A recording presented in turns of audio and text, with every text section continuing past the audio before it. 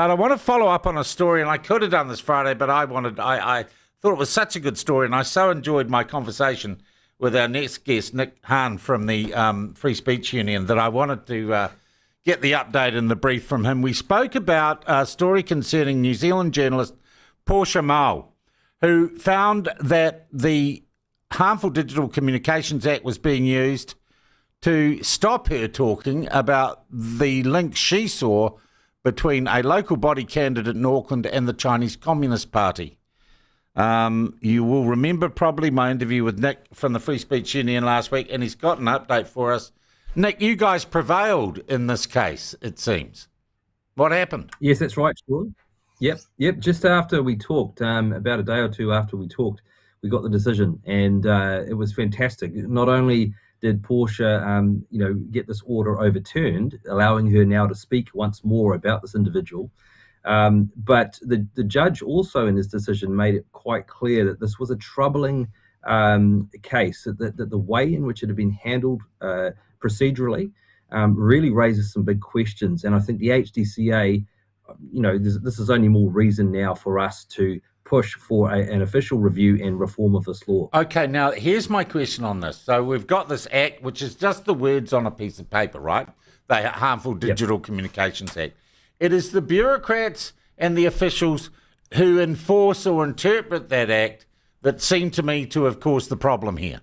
Would that be fair?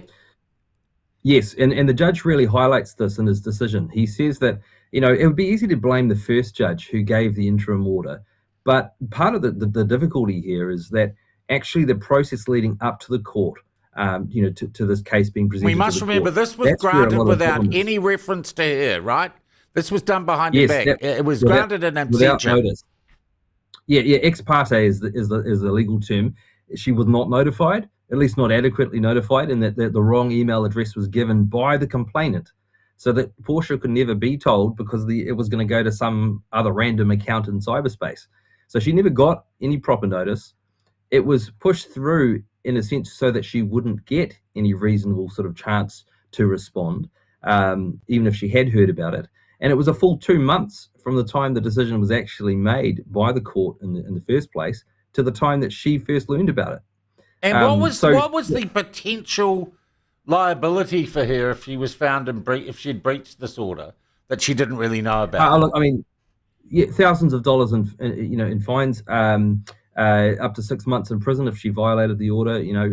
Having known about it, if she'd then gone and deliberately violated that order, she would have been potentially, facing 6 months in prison. And those who would publish, and this is something we mentioned last week, those who might publish her work, whether it would be Stuff, who she'd done some work for, or anyone else, they would be looking potentially at a $20,000 fine.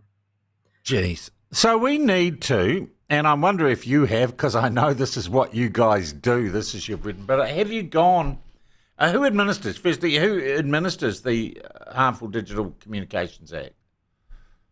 So initially what happens is, and bearing in mind that the HDCA was passed largely for young people to be protected from online bullying and things like revenge porn and all that kind of stuff, which everyone can agree that's a huge issue, right? Yeah. The difficulty is that Netsafe were kind of the nominated authority. They would deal with. Can I just hold you there? Netsafe, are Netsafe a government body? Well, no, and they're not. But they are the nominated authority in this case. But we can't. It doesn't seem safe to me to have non-government. So Netsafe, I'm presuming, are not subject to the Official Information Act. I imagine Netsafe are not subject to the scrutiny of a parliamentary select committee that's scrutinising government budgets every year. They're just a bunch of, who appoints Netsafe? How do you get to be on Netsafe? Yeah. Well, these are all important questions, and I think that there is a larger issue going on in the UK. These quangos, these sort of quasi NGO organisations, do a lot of the government's bidding, and we've seen that happen in Australia and New Zealand as well. Netsafe is a good example of this.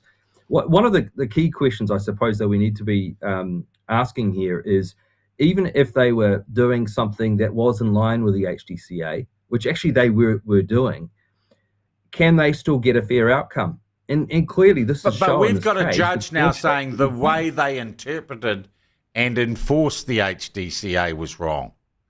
And now we find that they're not accountable to the people of New Zealand or the government. They've been given some sort of enforcement power.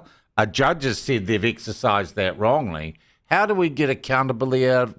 I mean, this seems to me in some ways, Nick, structurally, to be a bigger free speech story than the starting point of Portia Mao's problem. Because it is, and that's why we would, that's why though we would still say that actually at the heart of this problem is the HDCA.